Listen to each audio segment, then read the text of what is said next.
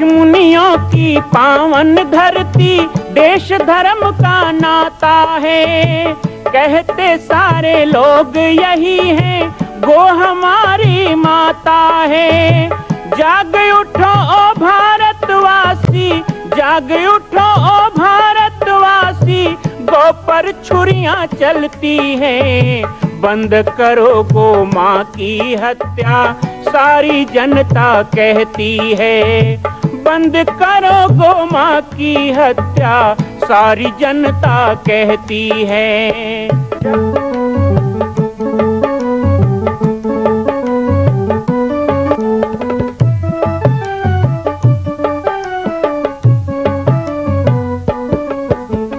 जगह जगह पर बूचड़ खाना, लाखों गौएं कटती हैं। किसे सुनाए व्यथा हमारी, नैना नीर बहाती हैं। रक्षा करना गौ माता की, रक्षा करना गौ माता की, गीता ज्ञान सिखाती है। बंद करो गो माँ की हत्या, सारी जनता कहती है। बंद करो गो माँ की हत्या, सारी जनता कहती है।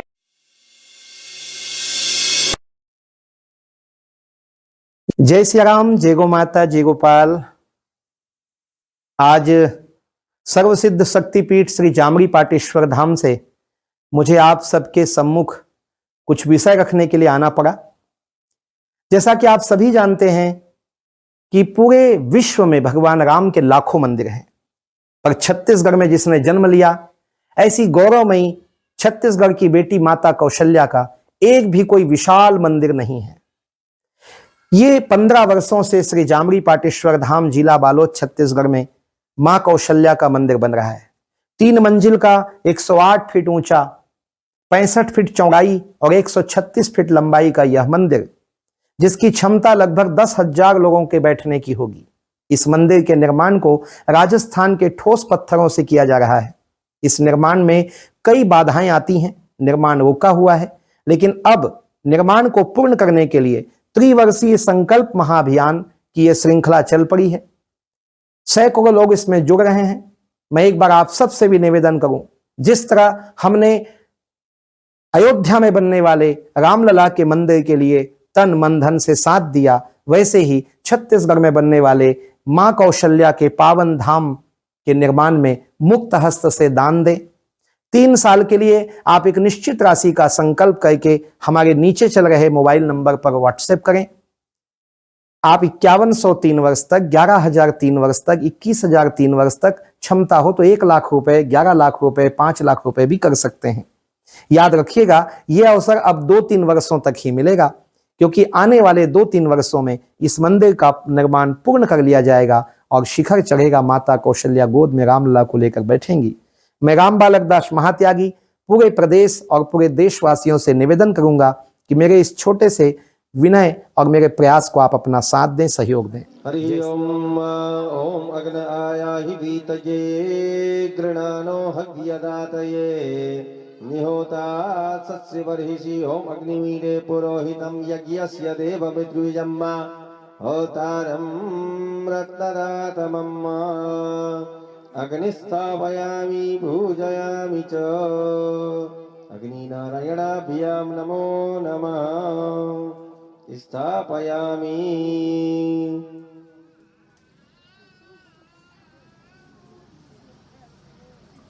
श्री अग्नि नारायण भगवान की जय। ततः पूजनम्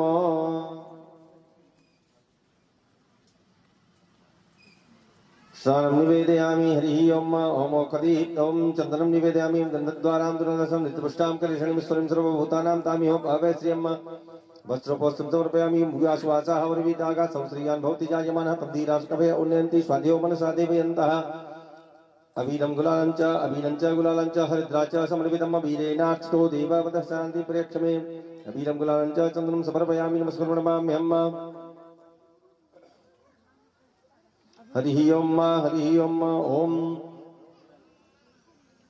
वस्त्रोपोस्त्रं निधाय ओम सुजातो ज्योतिका सहस्रमहावरुदमा सततः वासोऽग्नि विश्वरूपकं संध्यस्य विभापसोम नाभ्यासीदंत्रिकुं श्रेष्ठो देवो समप्रतता पतिभ्यां भौमकृषा सोत्रान् तथा लोकान् कल्पयन्नोम चन्द्रमा मनसो जातश्चक्षो तुभ्यो अजायता सोत्रात् वायुसुराणस्य मुखादग्निरजायत ओम अमृतं देवे श्रीपादो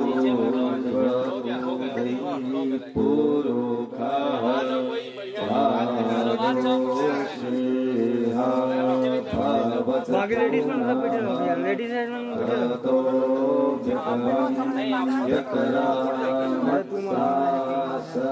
बैठे दशमाद्यत् सर्वभूत ऋचः सामानि जगनीरे चैन्दागुंसि जगनीरे तस्माद्यजुस्तस्माद्यजायत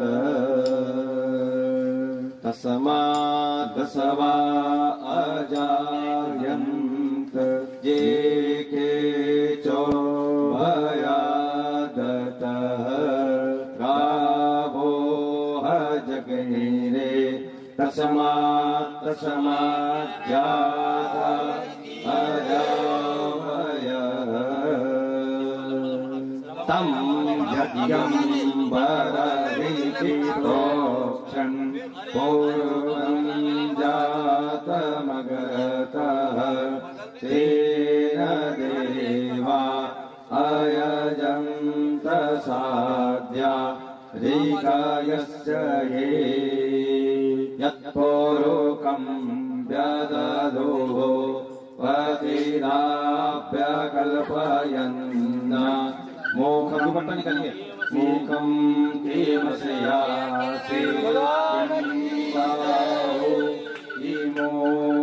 इमोरूपादा उच्येते वाहमणोस्य मोखमासे आनमगरे वेदाहमेदं पुरुकं महन्तमादिर्यवर्णं तमसः परस्तात् तमेव विदित्वापि नेतुमेत्युनान्यः पन्था विद्यते यनाय अग्निनारायण भगवान की जय हो। तो गला थोड़ी ना बोले सही तो बोले हो। नहीं सही बोल रहे हैं।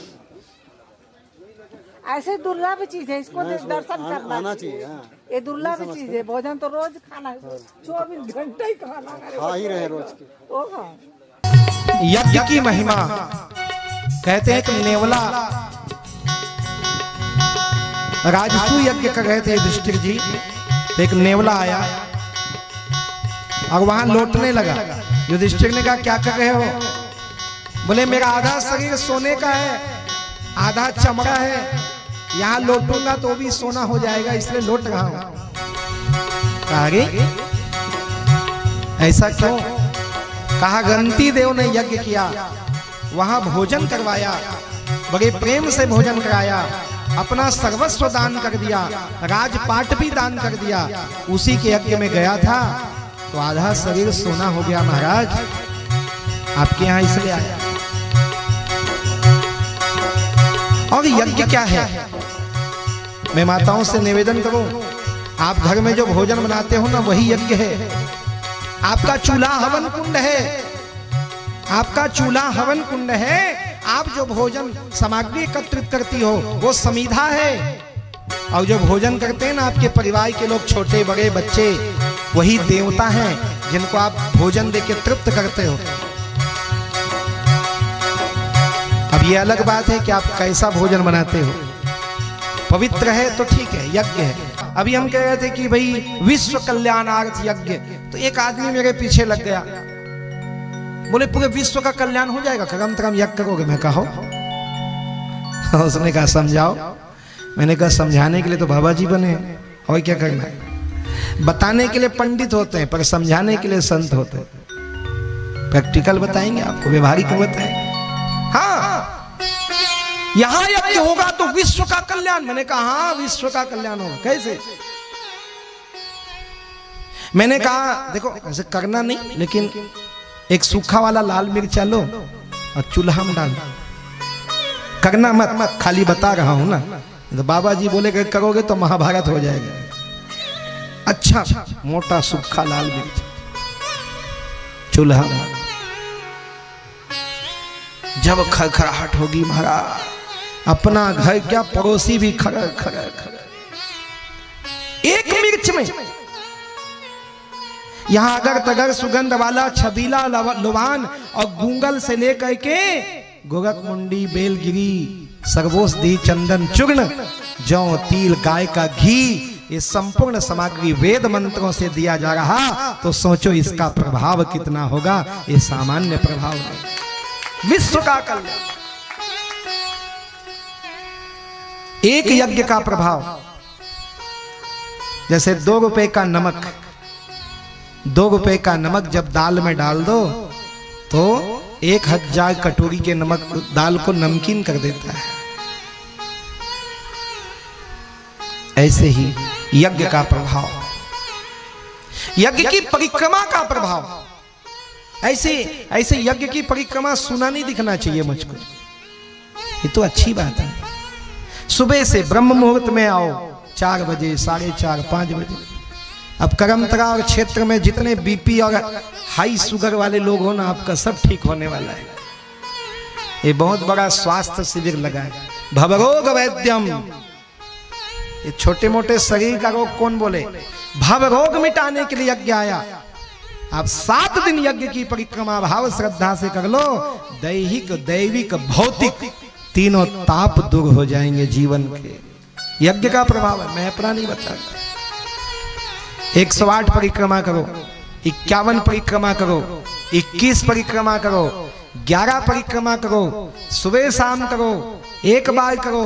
जब भी आओ तो पहले यज्ञ में जाके परिक्रमा करो, थोड़ा राम जी के मंदिर में कीर्तन करो। हमारी कुटिया भी खुली है, कभी भी आ सकते हैं, मिल सकते हैं। आने में मिल के आ सकते हैं, जाने के समय मिल के जा सकते हैं, कोई रोक टोक नहीं है। कथा सुनिए, सेवा करिए। यज्ञ की परिक्रमा का कई प्रकार का लाभ है। कई लोग भस्म के लिए लगे रहते हैं, भस्म का प्रभाव भी कम है जितना परिक्रमा का बताया गया। प्रचरन्ति तथा यज्ञे सर्वे ससंतुष्टिश्च। हम परिक्रमा करें, संचरति, यज्ञ की परिक्रमा का फल है। पिछले पाप मिटते हैं और आगे पाप बुद्धि ना हो, वो ठीक होता है। और जितना देर यज्ञ परिक्रमा में रहोगे ना, आप उसका जो श्वास के द्वारा उसका धुआं जाएगा, आपका फेफड़ा शुद्ध होगा, नाना प्रकार की बीमारी ऐसे ही भागेगी। फिर नीचे जमीन गोबर से लिपा हुआ है।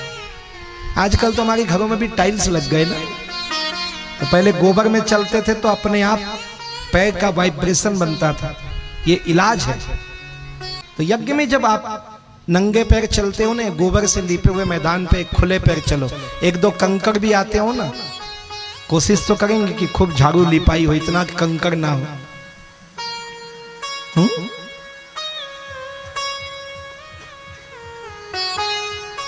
क्योंकि कहते हैं कि जो अतिथि होता है, मेहमान जो हमारा होता है, वो जान से प्यारा होता है, वो भगवान होता है हमारे। अतिथि देवो भव, तो अतिथि को कष्ट ना हो, ये समस्त ग्रामवासी और क्षेत्रवासी और मेरी भी जिम्मेदारी है, यज्ञ संचालक के नाते समिति के हर लोगों की जिम्मेदारी। लेकिन फिर भी आप नंगे पैर चलते हो तो उसमें बुरा ना मानना, ये आपको अच्छा लगे, बुरा लगे, लेकिन आपके लिए जरूर, ये आपके लिए बहुत आरोग्य कारक है। तो यज्ञ का धुआं फेफड़े में जाएगा, गोबर से लीपे जमीन पे चलोगे, भगवान के नाम की धुनी वेद मंत्र कानों में पड़ेगी, रामायण की चौपाई कानों में पड़ेगी, यहाँ का पवित्र भोजन प्रसाद रूप में मिलेगा, यहाँ संतों के पास बैठकर अपने मन की बातें करोगे, यहाँ संकल्पों का दौर चलेगा, तो समझ लेना ये जीवन का परिवर्तन नहीं तो क्या है। और वही परिवर्तन के लिए यज्ञ का आयोजन होता है, उसी के लिए यज्ञ। कोई भी संकल्प यज्ञ में आए ना तो भगवान समझ के आने देना। संकल्प ही तो आएगा। यहां बैठोगे, कथा सुनोगे, भगवान की तो सुनोगे, तो हाँ ऐसे नहीं खाना, हाँ ऐसे नहीं पीना, ऐसे नहीं जीना, ऐसे नहीं रहना, ऐसे नहीं बोलना, ऐसे नहीं चलना। यहाँ एक दूसरे को बोलेंगे अरे आओ सीताराम, कैसे सियाराम, अरे कहाँ से आए हो सियाराम। और घर में तुम रे बे ए तू, तो अंतर पड़ गया ना, तो थोड़ा सीखोगे कि नहीं कि हम भी आपस में मिले तो राम राम कह के मिलेंगे, जय श्री राम बोलेंगे, राधे राधे बोलेंगे, जय श्री कृष्णा बोलेंगे, साहिब बंदगी बोलेंगे। यज्ञ में आने से ये शिक्षा है, ये शिक्षा का संकल्प मन में आता है। कोई अच्छा संकल्प मन में आ रहा हो तो उसी समय समझ लेना ये भगवान आया है, और भगवान को आने दो, उसी समय हृदय के द्वार खोल देना और उस संकल्प को भगवान समझ के स्वीकार कर लेना, तो समझो यज्ञ में भगवान आ गए।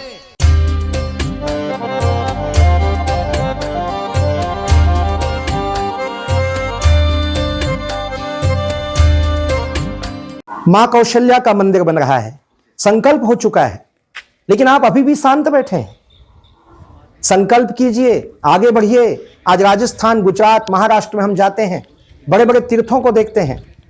क्या छत्तीसगढ़ के लोग इतने कमजोर हैं कि अपनी ही छत्तीसगढ़ की बेटी माता कौशल्या का एक मंदिर पूर्ण नहीं कर सकते?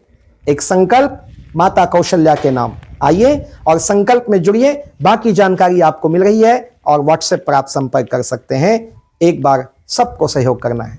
मां कौशल्या की पावन जन्मभूमि छत्तीसगढ़ प्रांत में बालोद जिला में स्थित है श्री सर्वसिद्ध शक्तिपीठ जामड़ी पाटेश्वर धाम।